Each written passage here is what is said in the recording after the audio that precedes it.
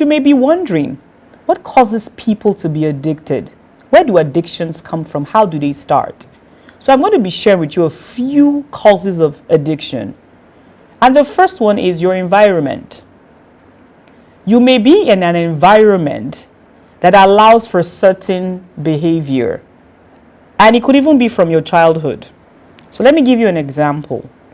If you grow up in a community where alcohol is taken freely, maybe in your home and in your community, and there's a tendency to just pour a little alcohol in your cup for you as a child, and it's just accepted in your community, you may grow up struggling with an addiction to alcohol. Why? Because you've been taking it for a very long time since you were a child. And the truth is that your community, it's acceptable in your community, and it's not wrong. But it becomes an issue when you cannot control the amount of alcohol you take and how it's affecting your life. You could be in school or you could be at work, and there are certain habits that are acceptable in those environments that you just, start doing just to be part of it. And they may lead to addiction. So, and your environment is one of the causes of addictions. Where you grow up, where you're working, where you're going to school, where you live can be a cause of addiction. Another cause of addiction could be something we call trauma.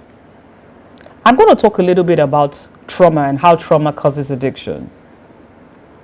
When you go through a very negative event, and that event is very hurtful to you, it's painful to you, when you remember that event, it causes you a lot of pain. So you look for something to make that pain go away. It's called coping mechanism. You're looking for something to help you cope with the pain.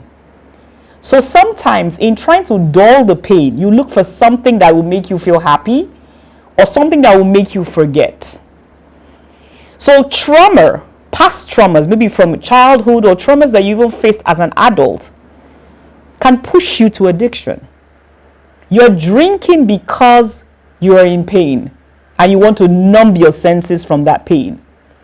Or you've had a negative event, a failure. Maybe you were pursuing a project in your office that, or for a contract in your office and it failed. And you're happy and you just say, well, I need something to just pick me up. And you start taking alcohol or you start taking drugs or whatever it is you do. And that can lead to addiction. Do you know that stress can lead to addiction? You've had a stressful day or the year has been a stressful year. You live in an environment where it's such a stressful activity to be able to, seek for your daily livelihood. And when you come back home, you just want something to pick you up or something to help you relax. So you look for that thing that gives you joy, that kind of, takes away the stress, removes the edge of the day.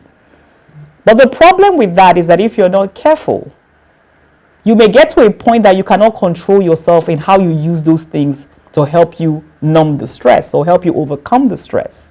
So stress can lead to addiction. Another thing that can lead to addiction is fear, uncertainty. We live in an environment where so many things can happen at any time. And we function in different structures of life, whether it's family, work, friends, school. And sometimes this comes with some uncertainties and fear. And in trying to, pick yourself up to make yourself a little bit bold, you start taking something or you start doing something. And all of a sudden you find out that you cannot control what you do anymore. And it can lead to addiction. Low self-esteem is another cause of addiction. Because you're trying to, build your confidence. You're trying to, speak to that person, or you're trying to feel that you're part of those people. You want to kind of just pick up your confidence. So you take something that will make you bold. It's maybe normally you're quiet, you're not so confident. But you say, oh, if I take that thing, it will pick me up and I'll be able to speak. Nobody can talk to me. So you start to take that thing whenever it's time for you to go out and meet with people because you want to be bold. But unfortunately, that thing that is supposed to be just a pick-me-up has become your life. And you cannot control it, and it has led to addiction. When people are looking for a deeper meaning in life, maybe they feel that their life is empty and there should be something more to life. They start looking for that deeper meaning in different things. They can start looking at, for the deeper meaning in sex, pornography. They start looking for the deeper meaning in drugs, in alcohol, because they just somehow they feel that there's more to life than what they're currently experiencing. And that can lead to addiction. You're just uncomfortable with the way your life is, and you feel, oh, my life should be better. There should be something happening in my life that is not happening. And in trying to understand and in trying to, feel better, you start going to different things to make you feel good, and it can lead to addiction. And like I said before, an indisciplined life can lead to addiction. And let me tell you what that means and how it happens.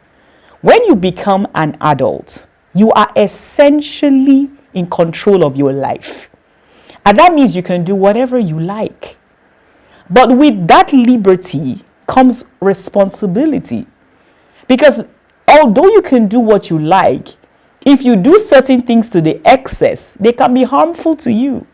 And that liberty, because you're an adult and I can do what I like, is one of the causes of addiction. Oh, I can drink as many bottles of, alcohol I like. I can watch whatever I like. I can be with whoever I like. But if you are not disciplined enough to manage that lifestyle, you can become addicted to that lifestyle. And that is also detrimental to you.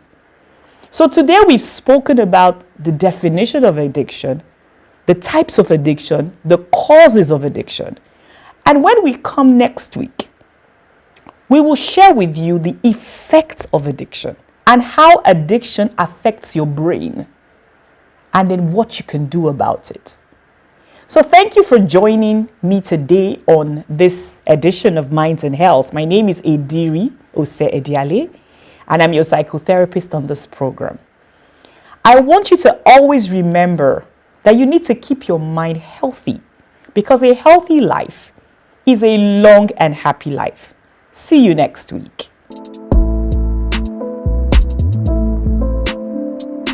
Gotcha.